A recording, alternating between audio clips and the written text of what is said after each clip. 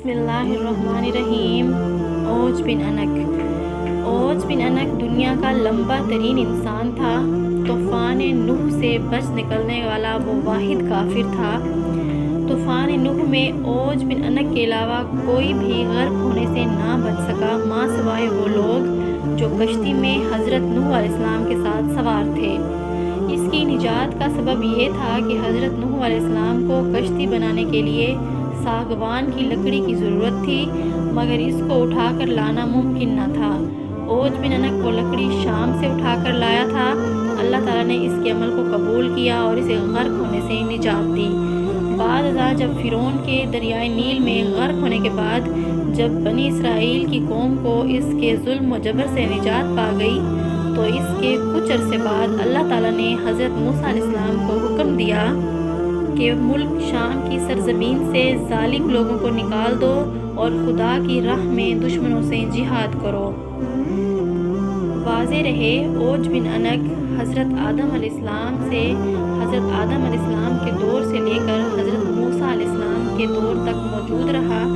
कहा जाता है इसकी उम्र 3500 साल थी। चुनाचा अल्लाह के हुक्म के मुताबिक हज़रत मूसा अलैहिस्सलाम और हज़रत हारून अलैहिस्सलाम जिहाद के लिए अपने सरदारों और कौम के साथ जब कनान के मकाम पर पहुँचे तो अपने सरदारों को हुक्म दिया कि वो मुल्क शाम जाकर वहाँ के जालिम लोगों के हालात मालूम करें। जब ये लोग वहाँ पहुँचे तो वहाँ के हालात मालूम किए तो उन्होंने वहाँ एक बहुत बड़े कद्दो कामत वाला इंसान देखा जिसका नाम ओज बिन अनक था। ओज बिन अनक की वालदा का नाम सफूरा और बाप का नाम अनक था। तूफ़ान नूह अलैहिस्सलाम में से यही शख्स बचा था। अपने तवील कद की वजह से ये शख्स समंदर में खड़ा होता तो पानी इसके टखनों तक होता था। ओज बिन अनक समंदर से मछलियाँ पकड़कर आसमान की तरफ करता, सूरज की तपिश से मछलियाँ भून कर खाता था। हज़रत मूसा अलैहिस्सलाम की कौम ने ये सारा वाक़या सुना और देखा कि वहाँ एक द्यूकामत शख्स है और बहुत ही जालिम है, तो वो जिहाद से कतराने लगे और मिस्र वापस जाने की तैयारी में लग गए।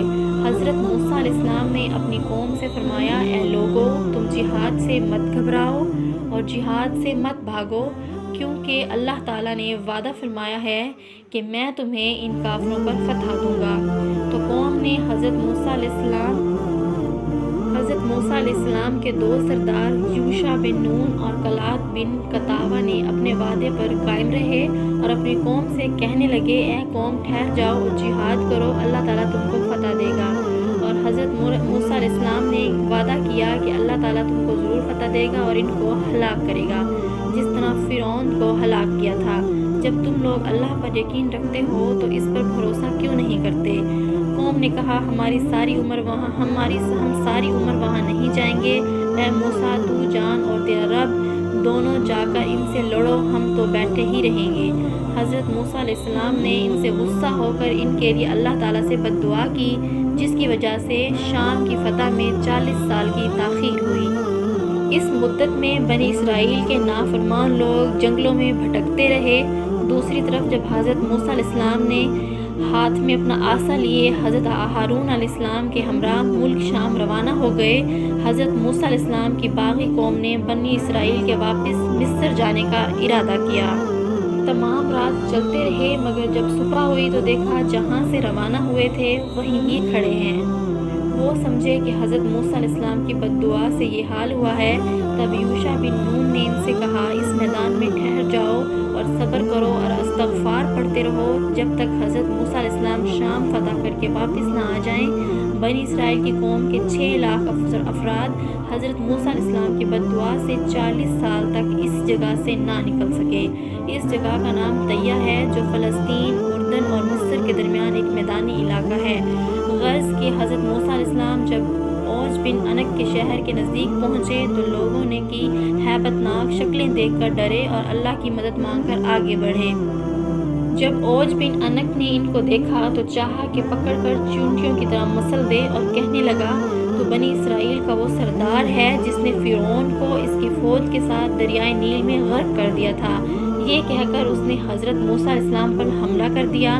حضرت موسیٰ علیہ السلام کا قد 70 فٹ تھا۔ انہوں نے 70 فٹ اچھل کر اپنا عصا جو کہ حضرت موسیٰ علیہ السلام کے قد کے برابر تھا اوج بن عنق کے ٹخنے پر مارا، جس سے وہ گر کر ہلاک ہو گیا۔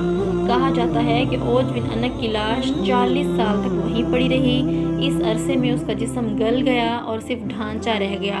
حضرت موسیٰ علیہ السلام اور حضرت ہارون علیہ السلام جہاد سے سرخرو ہو کر واپس لوٹے تو اس کے ڈھانچے کو اٹھا کر دریائے نیل پر رکھ دیا اور ایک عرصے تک وہ ڈھانچہ دریائے نیل پر پل کا کام دیتا رہا۔